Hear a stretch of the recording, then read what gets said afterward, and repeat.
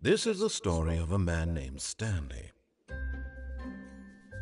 Stanley worked for a company in a big building where he was employee number 427. Employee number 427's job was simple. He sat at his desk in room 427 and he pushed buttons on a keyboard. Orders came to him through a monitor on his desk, telling him what buttons to push, how long to push them, and in what order. This is what employee 427 did every day of every month of every year. And although others might have considered it soul-rending, Stanley relished every moment that the orders came in, as though he had been made exactly for this job. And Stanley was happy. And then one day, something very peculiar happened. Something that would forever change Stanley. Something he would never quite forget.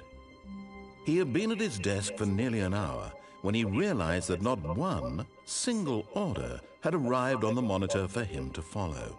No one had showed up to give him instructions, call a meeting, or even say hi. Never in all his years at the company had this happened, this complete isolation. Something was very clearly wrong. Shocked, frozen solid, Stanley found himself unable to move for the longest time. But as he came to his wits and regained his senses, he got up from his desk and stepped out of his office.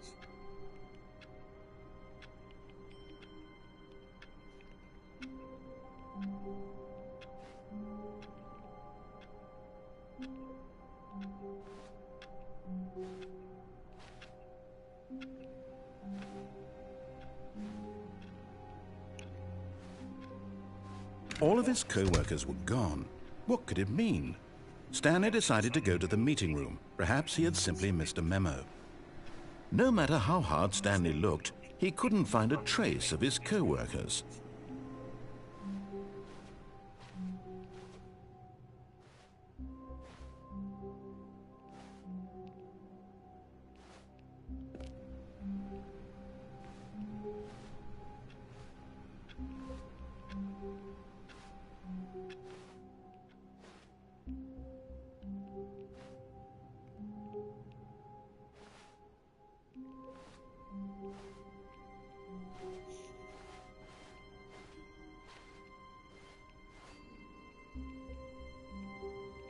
When Stanley came to a set of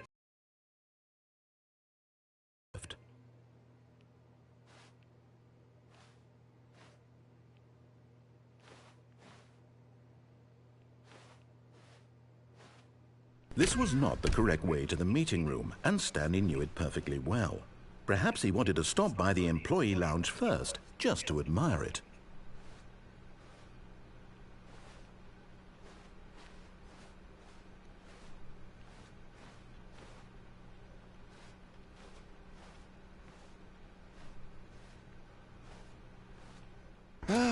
Yes, truly a room worth admiring. It had really been worth the detour after all, just to spend a few moments here in this immaculate, beautifully constructed room. Stanley simply stood here, drinking it all in.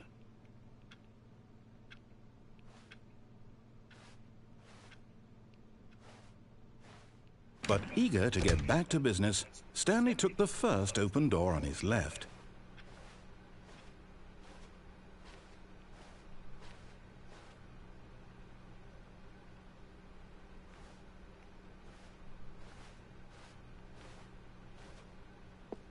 Stanley was so bad at following directions, it's incredible he wasn't fired years ago.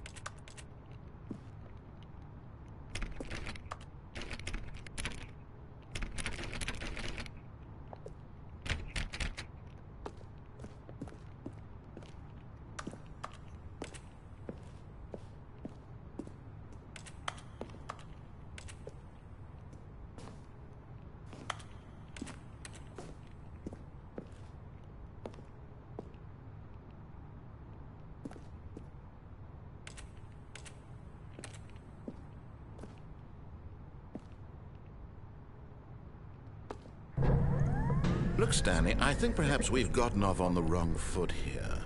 I'm not your enemy, really, I'm not. I realize that investing your trust in someone else can be difficult, but the fact is that the story has been about nothing but you all this time. There's someone you've been neglecting, Stanley. Someone you've forgotten about. Please, stop trying to make every decision by yourself. Now, I'm not asking for me, I'm asking.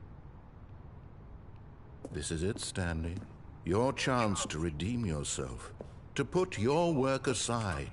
To let her back into your life. She's been waiting.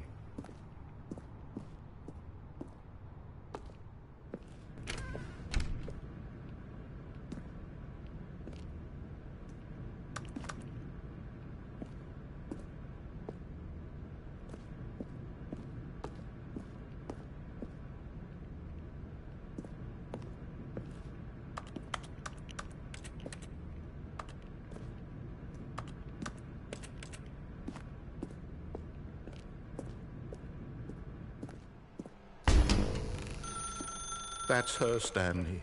You need to be the one to do this.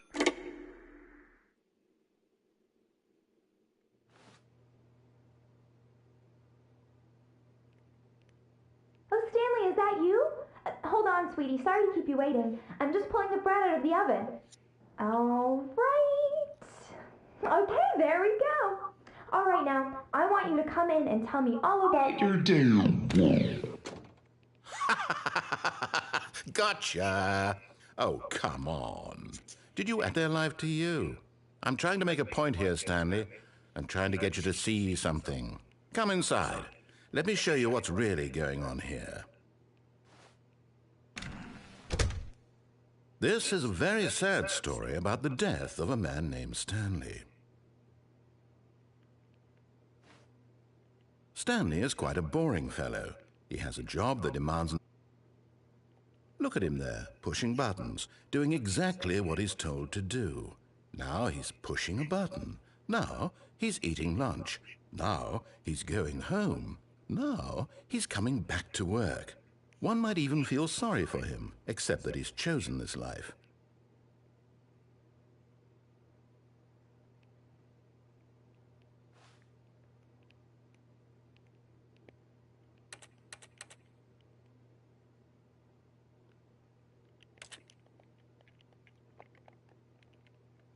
But in his mind, in his mind he can go on fantastic adventures.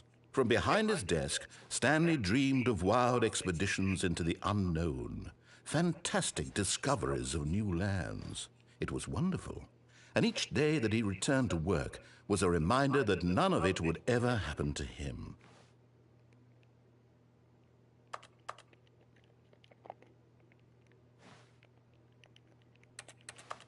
And so he began to fantasize about his own job. First, he imagined that one day while at work, he stepped up from his desk to realize that all of his co-workers, his boss, everyone in the building had suddenly vanished off the face of the earth. The thought excited him terribly. So he went further. He imagined that he came to two open doors and that he could go through either. At last, choice. It barely even mattered what lay behind each door. The mere thought that his decisions would mean something was almost too wonderful to behold. As he wandered through this fantasy world, he began to fill it with many possible paths and destinations. Down one path lay an enormous round room with monitors and mind controls. And down another was a yellow line that weaved in many directions. And down another was a game with a baby. And he called it the Stanley Parable. It was such a wonderful fantasy, and so in his head he relived it again. Let's feel this free. Surely there's an answer down some new path, mustn't there be? Perhaps if he played just one more time. But there is no answer. How doing is pushing the same buttons he always has. Nothing has changed. The longer he spends here, the more invested he gets, the more he forgets which life is the real one. And I'm trying to tell him this. that in this world he can never be anything but an observer, that as long as he remains here, he's slowly killing himself. But he won't listen to me. He won't stop. Here, watch this. Stanley, the next time the screen asks you to push a button, do not do it.